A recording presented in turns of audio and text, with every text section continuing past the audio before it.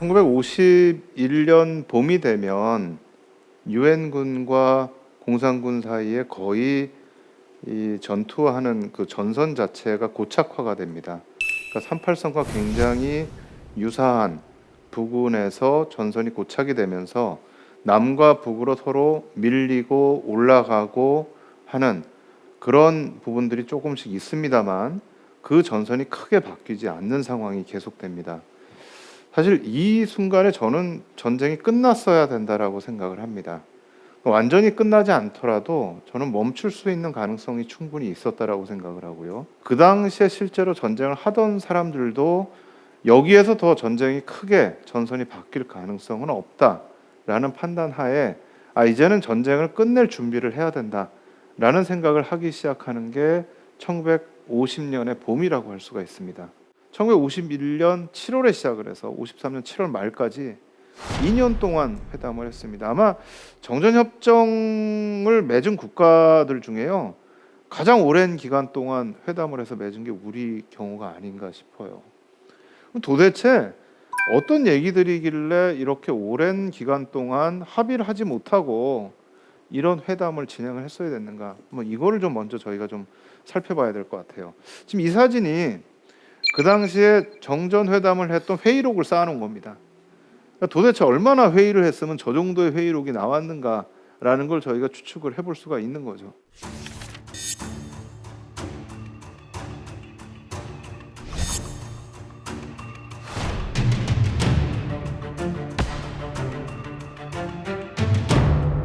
그다음 3의제가 정전을 하기로 이제 합의를 해요. 그러니까 종전이 아닙니다. 전쟁을 완전히 끝내는 게 아니고요.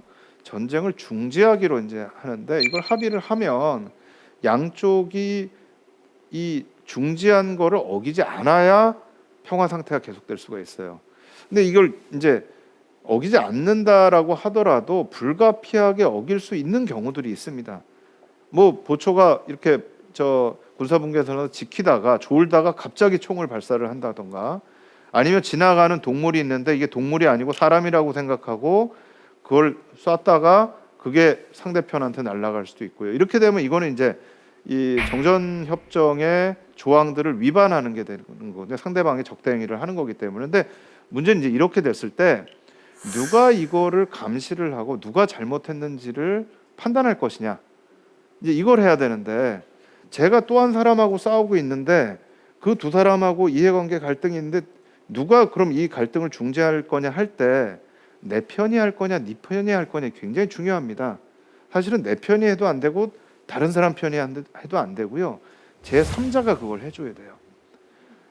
근데 그러면 그 제3자를 누구로 할 거냐. 근데 이때 이거는 그 당시에 이제 중립국이라고 하는 나라들로 그냥 구성을 하면 되거든요. 그러니까 이게 유엔 편도 아니고 미국 편도 아니고 소련 편도 아닌 북한 편도 아니고 중국 편도 아닌 제3의 세력으로 하면 되는데, 공산군 측에서 억지를 부리기 시작을 해요.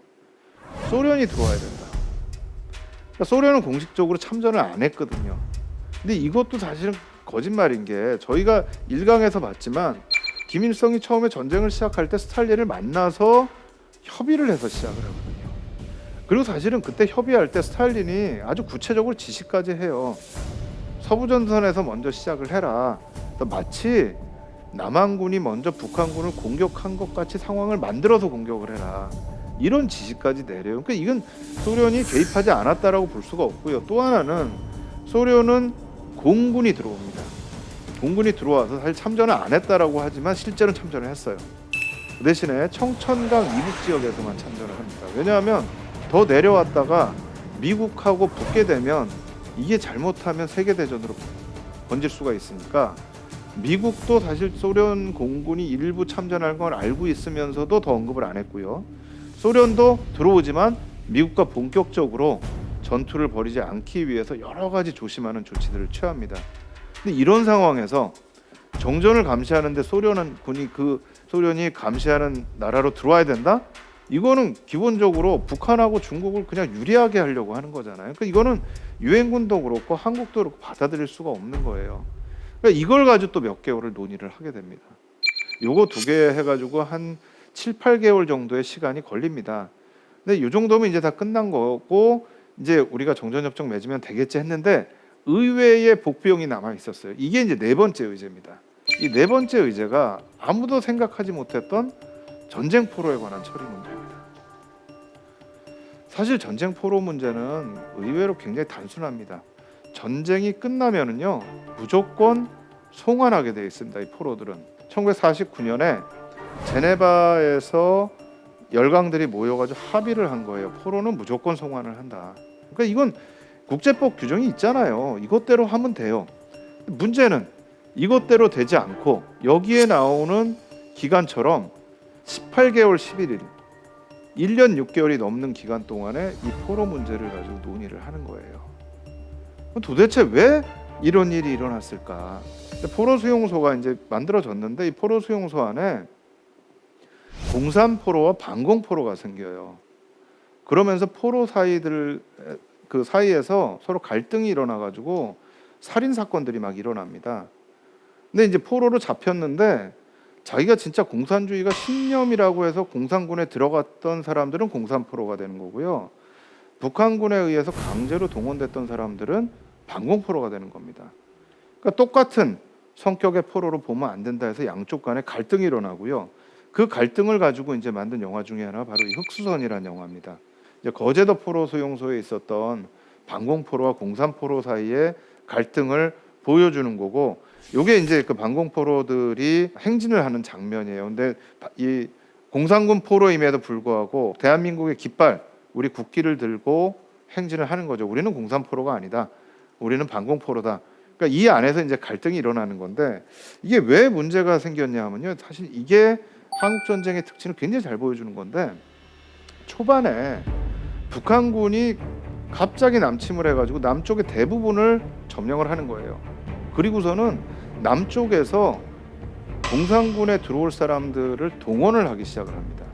근데 물론 그 안에는 진짜 공산주의의 신념을 가지고 내가 공산군으로 들어가겠다고 하는 사람들도 있었지만 그건 사실 일부고, 대부분의 사람들 이 증언을 들어보면 학생들을 이렇게 모아놔요. 강당에 모아놓고 총을 든 군인들이 쫙 서 있고, 자 우리 인민군에 들어갈 사람 하면 몇 사람이 손들면 옆에 있다 눈치 보다가 총 들고 군인들이 서 있는데 어떻게 해요? 그러다 보면 뭐 저요 하다 보면 그냥 자 우리 그럼 다 갑시다 하고 가는 거예요.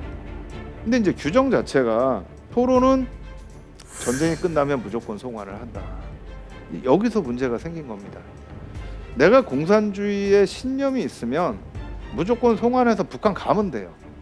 문제는 내가 신념도 없는데 북한이 남한을 점령을 했을 때 그냥 무대기로 하면서 내 의지와 관계없이 인민군에 편입이 돼버린 거예요. 살기 위해서. 그런데 전쟁이 끝나니까 무조건 송환을 한다? 나는 공산주의에 대한 신념도 없고요. 내 집은 남쪽에 있어요. 내 가족도 다 남쪽에 있어요. 내 학교도 남쪽에 있어요. 내 친구도 남쪽에 있어요. 송환하면 안 되죠. 그래서 사실 처음에 미국 쪽에서 포로를 송환을 하면서 내걸었던 게 자의에 의한 송환이라는 규정을 내겁니다. 가고 싶은 사람은 가고 가기 싫은 사람은 가지 말자. 근데 공산군 쪽에서 무조건 반대해요. 그건 국제법을 어긴 거다. 여기도 아이러니가 있는 게 사실은 제네바 협정에 그 당시에 중국하고 북한이 서명을 안 했어요. 그러니까 제네바 협정에 서명을 안 한 나라가 제네바 협정을 지키자고 하는 거예요. 근데 이게 또 이렇게 된 이유가 뭐냐면요. 공산군하고 유엔군의 포로의 수가 10배 차이가 났어요. 그러니까 공산군이 잡은 유엔군 포로의 숫자가 한 11,000명 정도 됩니다. 그런데 유엔군이 잡은 공산군의 포로가 13만 명이에요. 그럼 이제 무조건 송환을 하잖아요. 그러면 북한군은 13만 명이 더 많아지는 거고요. 남한군은 11,000명이 많아지는 거예요.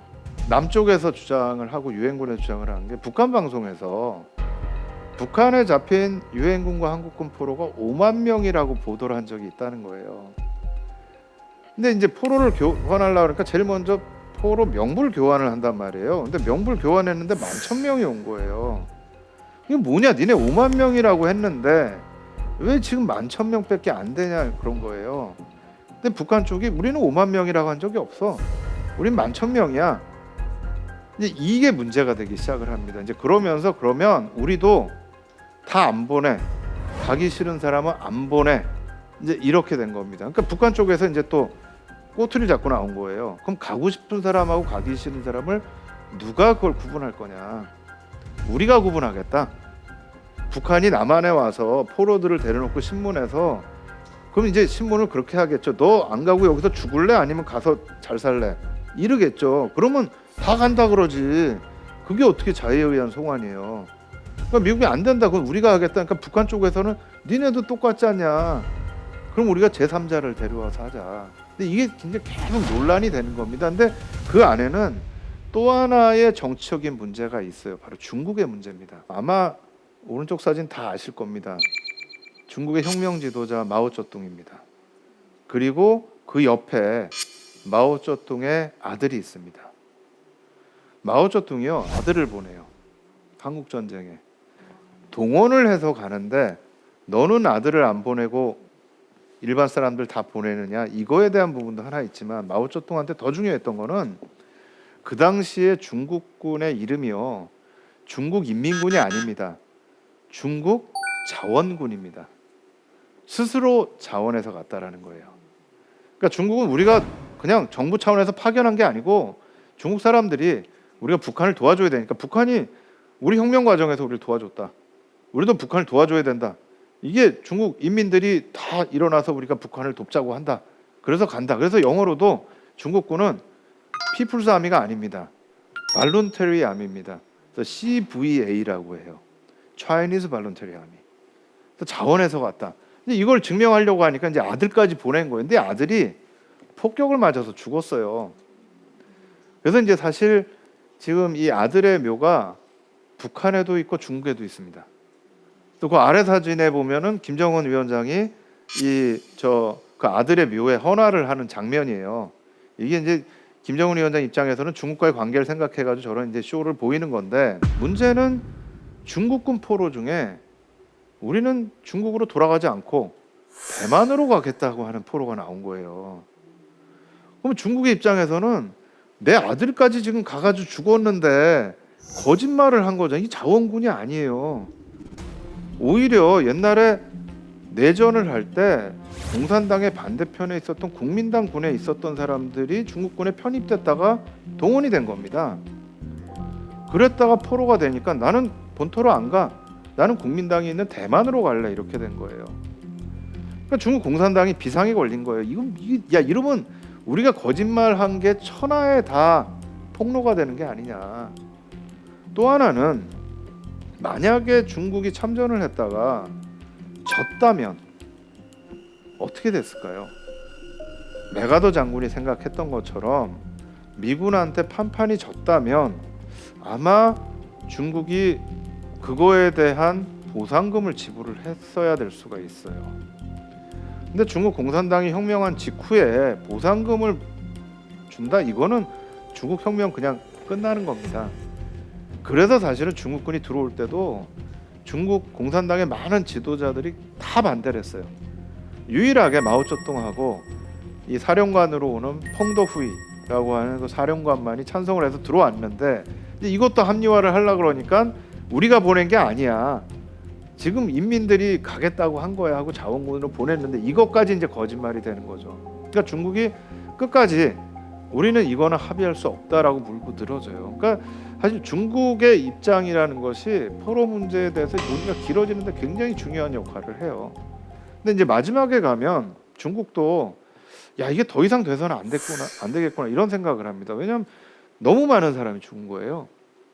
또 북한도 이제 전선이 고착되고 나니까 계속해서 와서 폭격 당하고 하다 보니까 너무 많은 군인이 죽고 너무 많은 피해를 입게 되니까 이 전쟁을 더하는 것 자체가 우리한테는 의미가 없겠구나 합의를 하려고 했는데 마지막 발목을 거는 사람이 있어요.